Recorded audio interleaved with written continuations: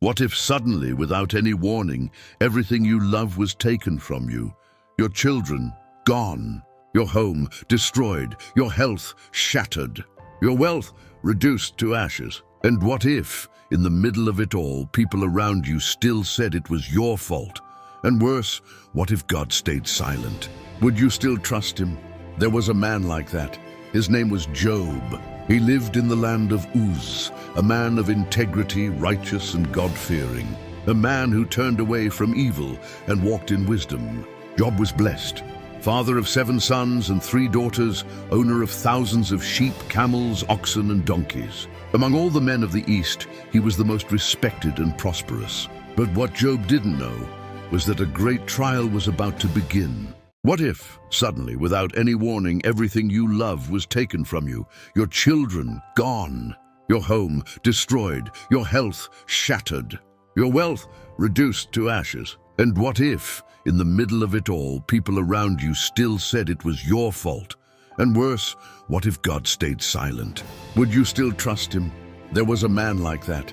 His name was Job. He lived in the land of Uz, a man of integrity, righteous and God-fearing, a man who turned away from evil and walked in wisdom. Job was blessed, father of 7 sons and 3 daughters, owner of thousands of sheep, camels, oxen and donkeys. Among all the men of the East, he was the most respected and prosperous. But what Job didn't know was that a great trial was about to begin. One ordinary day, when the angels came before God, Satan also appeared. "Where have you come from?" asked the Lord. "From roaming through the earth," replied the enemy. Then God said, "Have you seen my servant Job, a man of integrity, righteous and faithful to me?" Satan answered with disdain, "Does Job fear God for nothing? You've blessed and protected him. But take everything he has and you'll see he will curse your name."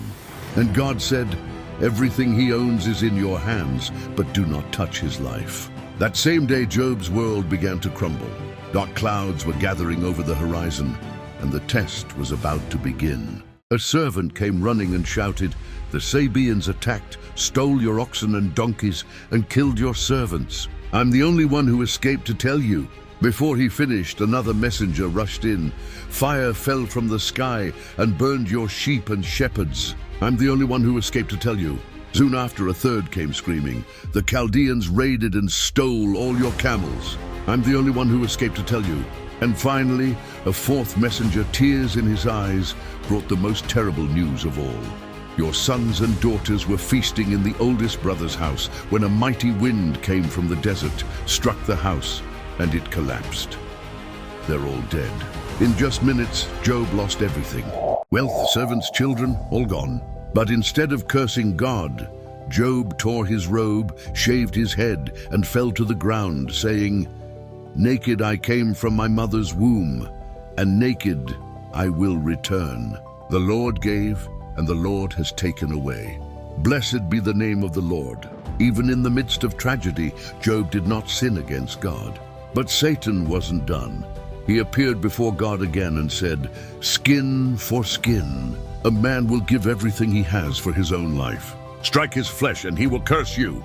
And God replied, "He is in your hands, but spare his life." The next trial would be even more painful. Then the enemy struck Job with terrible sores from head to toe. Covered in wounds, Job sat among ashes, took a piece of broken pottery, and scraped his skin. His wife, in despair, said, "Are you still holding on to your faith? Curse God and die." But Job answered with calm and sorrow, "You speak like a foolish woman. Shall we accept only good from God and not trouble?"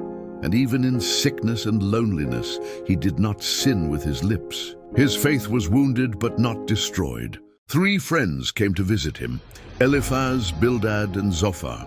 When they saw him from afar, they barely recognized him. They sat beside him in silence for 7 days, for his pain was too great for words. But when Job finally spoke, he cursed the day he was born. "Why didn't I die at birth? Why do I keep breathing when my life is only pain?" His friends, instead of comforting him, accused him. "God is just. You must have done something wrong." But Job replied, "You don't understand. I sought God with all my heart, yet he remains silent." Silence can be the hardest test of all. For days, Job and his friends argued. He questioned divine justice while they judged him mercilessly. But in the silence and pain, something was happening. God was listening. And then, out of a storm, the Lord spoke. His voice thundered, "Who is this that speaks without understanding? Prepare yourself like a man. I will question you, and you will answer me." The skies roared, and Job trembled before the power of God. The time of silence had ended, and revelation had begun. God continued to speak. "Where were you when I laid the foundations of the earth? Who marked its boundaries? Do you command the morning to appear? Do you control the stars, give strength to the horse, or guide lightning through the sky?" God revealed to Job the vastness of creation and how little humans truly understand the mysteries of life. In that moment, Job realized that faith is not built on answers, but on trust. Job fell silent. Then he said, "I spoke of things I did not understand. I had heard of you, but now my eyes have seen you. I repent in dust and ashes." Job's humility marked the beginning of his restoration. God rebuked his friends for their false words and told Job to pray for them. When he prayed, the Lord restored everything he had lost and blessed him twice as much as before. He gave him new riches, new children, and a long life filled with peace. The story of Job reminds us that true faith does not depend on what we have, but on whom we trust. Even when God seems silent, he is working. Even when we lose everything, he can restore what was destroyed. And sometimes the purpose of pain is to reveal a faith that suffering cannot break. Let the story of Job remind you, God never abandons us in the storm. He shapes us through it, and in his perfect time, he turns ashes into a new beginning. If this story touched your heart, subscribe to the channel and share it with someone who needs to remember. Faith endures, even when everything seems lost.